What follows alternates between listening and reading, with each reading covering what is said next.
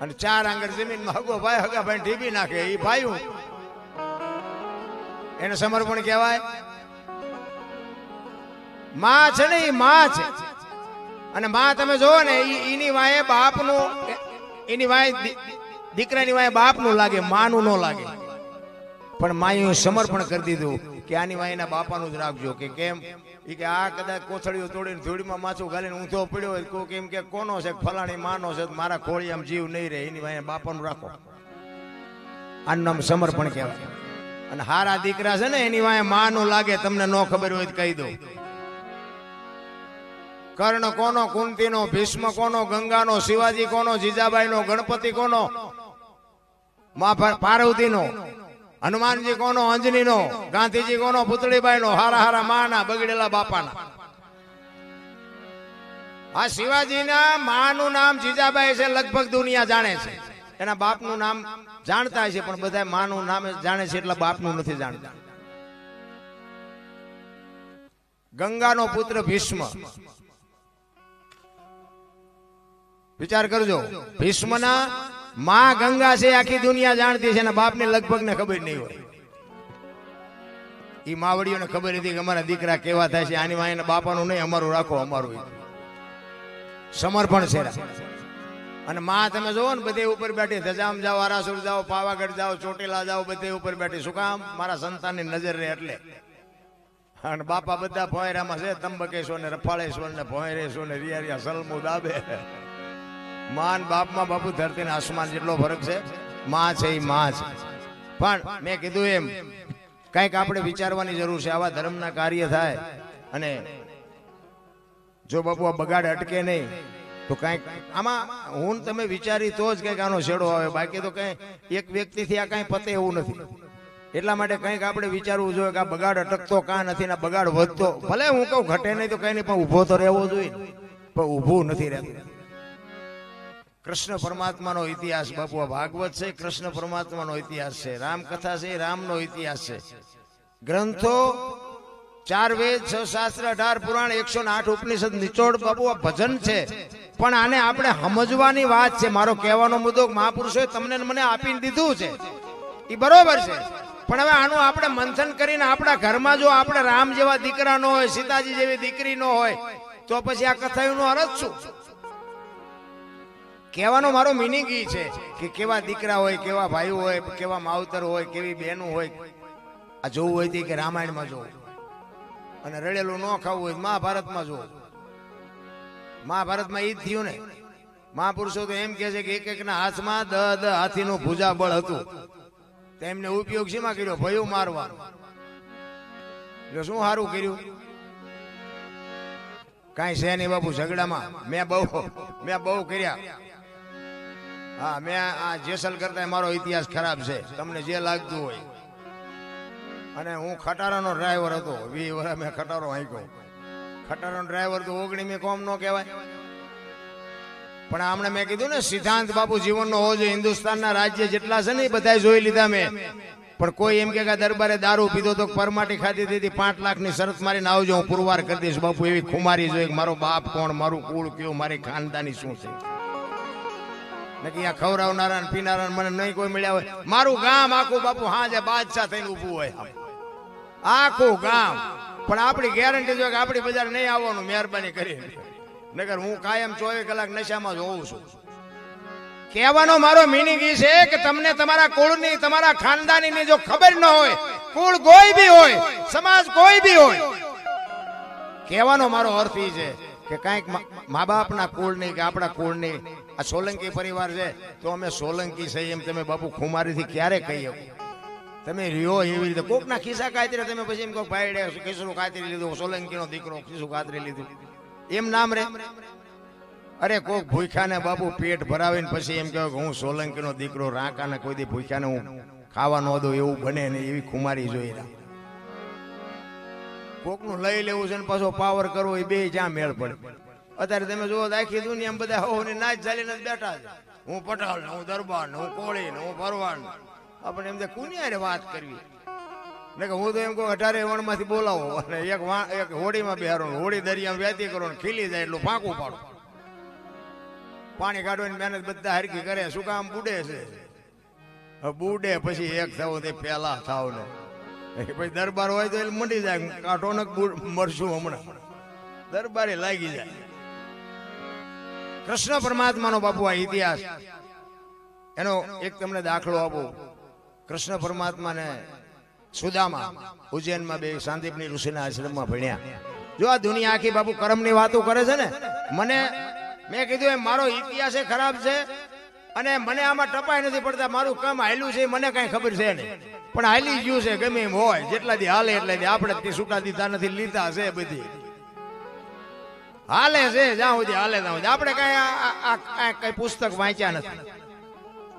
અને તમે આ અમને જે માનતા હોય, અમારી જેટલી આબરૂ છે જોવું હોય ત્યાં હાલ.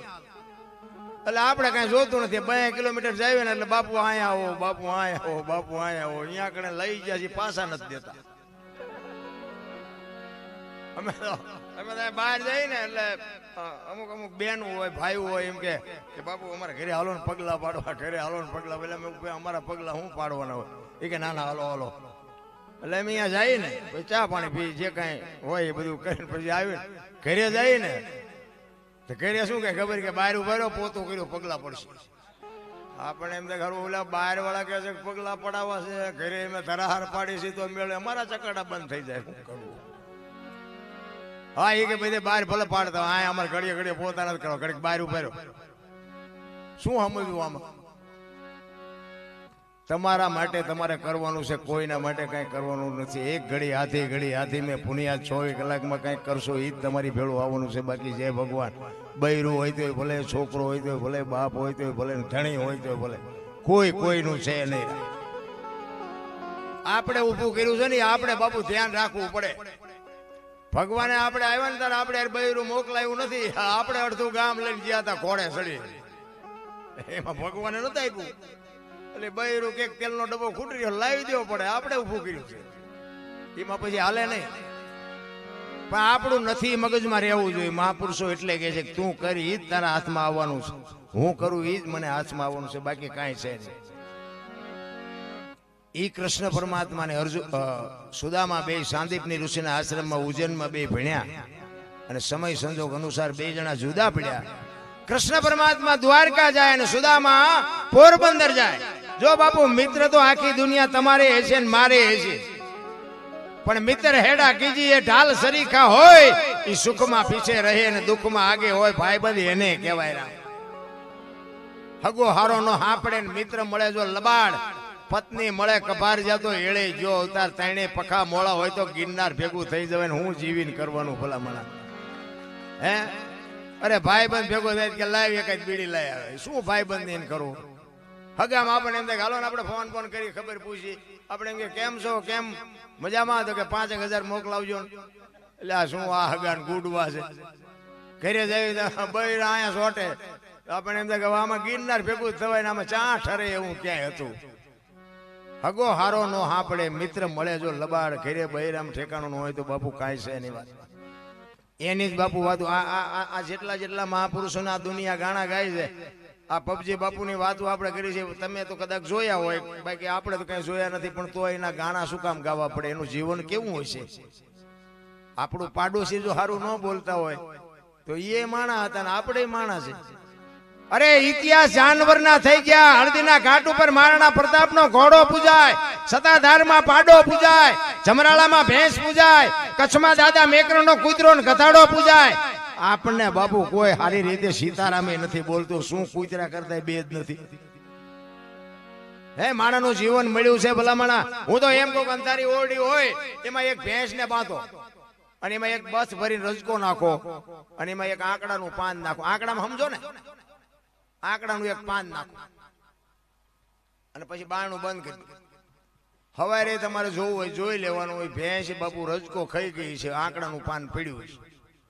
એના ઉપર આપણને ખબર પડે, ભેંસ ને ખબર પડે છે કે શું ખવાય ને શું ન ખવાય. માણા નથી પડતી. બોલો, માણા આપણને ખબર જ છે ને બધા માણા.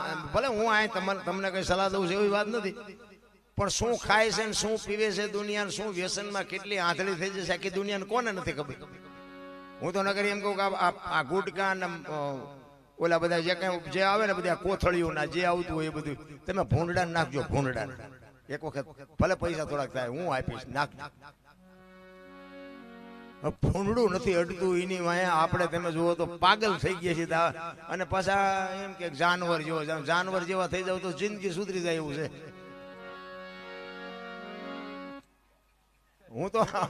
હું તો જયારે રાતે સાંજે વાળું પાણી કરીને આમ નીકળું ને બજારમાં કૂતરા હોતા હોય ને તો હું એને આમ જોઉં ને તો મને એમ થાય છે આમને કઈ ચિંતા એ ઘસઘસાટ આપણે કાંઈથી ખવડાવ્યું હોય ને છે એને હાથ અને કાંઈ ઉપાધિ છે.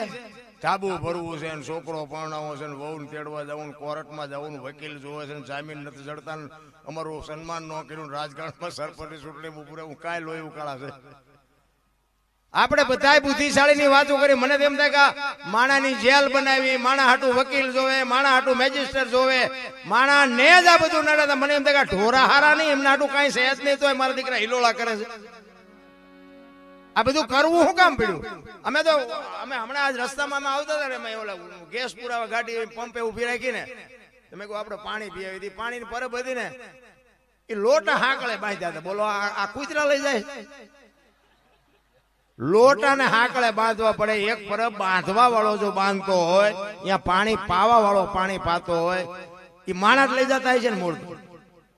આટલું ધર્મનું કાર્ય હોય એમાંથી બાપુ ગ્લાસ કે લોટો લઈને તમારી થેલીમાં નાખવો કેટલા શેરની વાત કહેવાય. તમે વિચાર તો કરો પછી કે શું નડતું હશે, શું નડતું હશે. જોરાઓ દાણા શું નડતું હશે, ભૂવા દોઈ દેશે.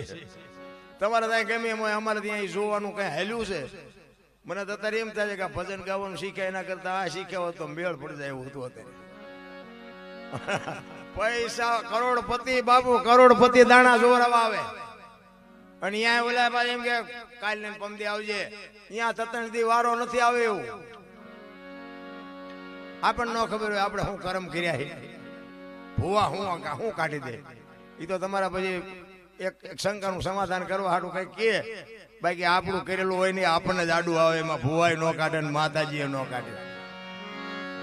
એટલે ઈ કૃષ્ણ અને સુદામા બે જુદા પડે અને સમય સંજોગ અનુસાર બાપુ કૃષ્ણ પરમાત્મા હોનાની દ્વારકાનો રાજા અને ઓલાને હાજે ખાવાનું હોય તે ન હોય.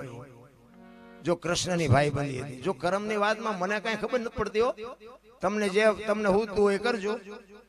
અને હું બધું જે બોલું છું ને બધું સાચું છે એવો કોઈ દાવો નથી હો આપણો. આમાં તો કેટલું ખોટું હોતા આવશે. પછી કોઈ ફોન ન કરતા આપણે.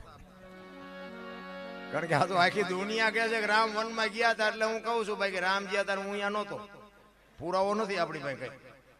કૃષ્ણ પરમાત્મા સુદામા બે શાંતિની ઋષિના આશ્રમમાં ભણ્યા હતા એવું બધા કહે છે. બાકી ભણ્યા હતા હું અહીંયા નહોતો.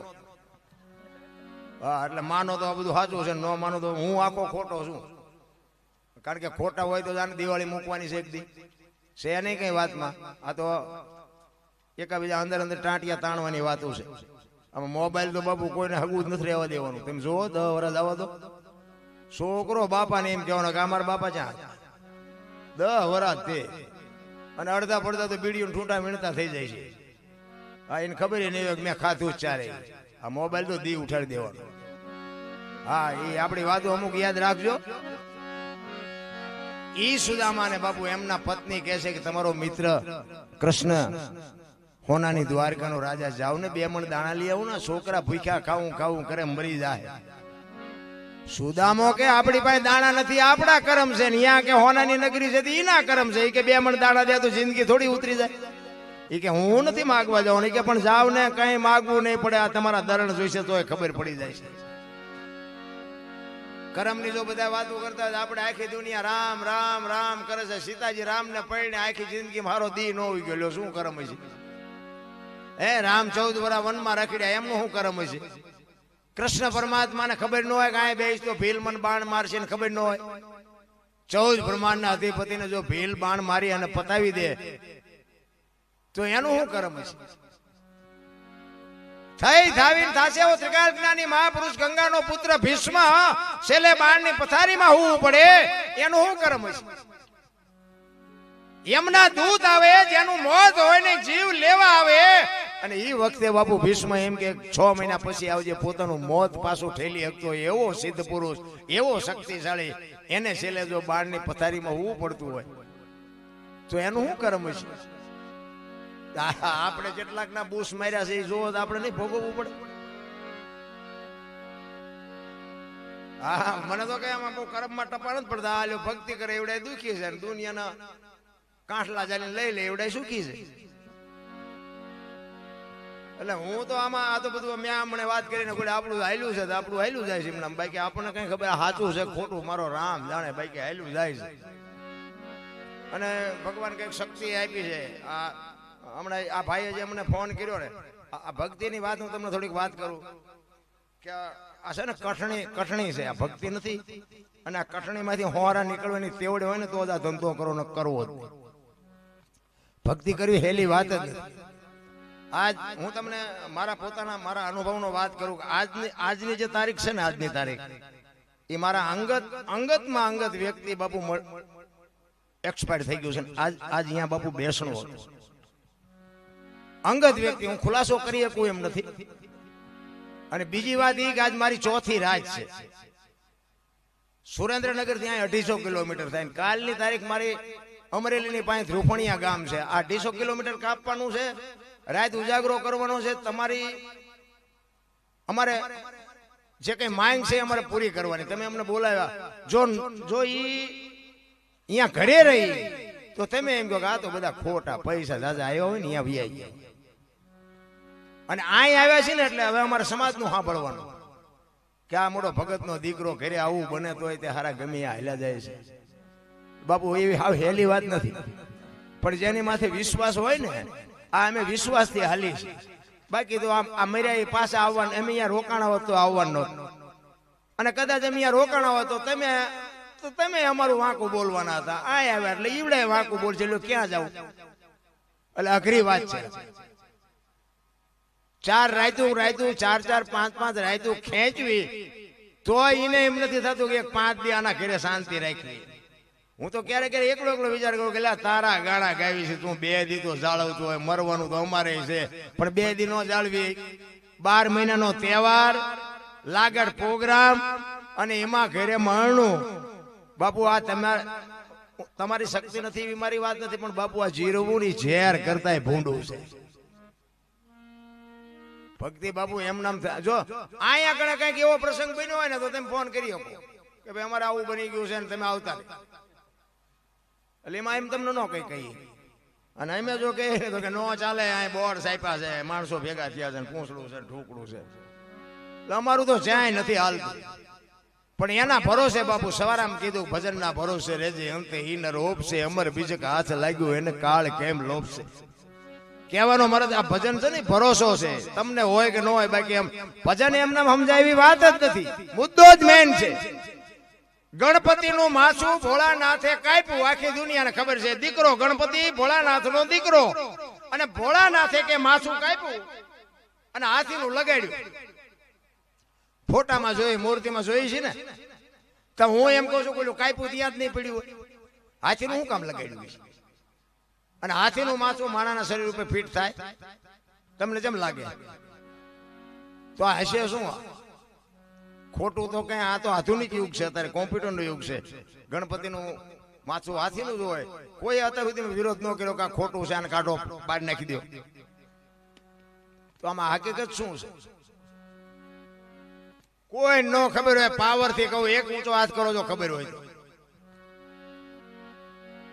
ભજન બાપુ સમજવું એના માટે બાપુ ધણી જોવે, હારો સદગુરુ જોવે, એના વગર ભજન નો સમજાય.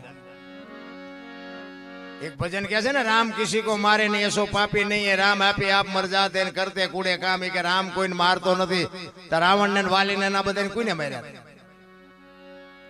રામાયણ કે છે, હું નથી કહેતો માર્યા ઈ વાતે સાચી છે, નથી મારતો ઈ વાતે સાચી છે. આ સમજવા માટે સદગુરુ જોવે. એમ તમે કઈ એટલા બધા કઈ ગાંડા નથી કે અમને 18 કિલોમીટર ત્યાં ખેંચ્યા છે.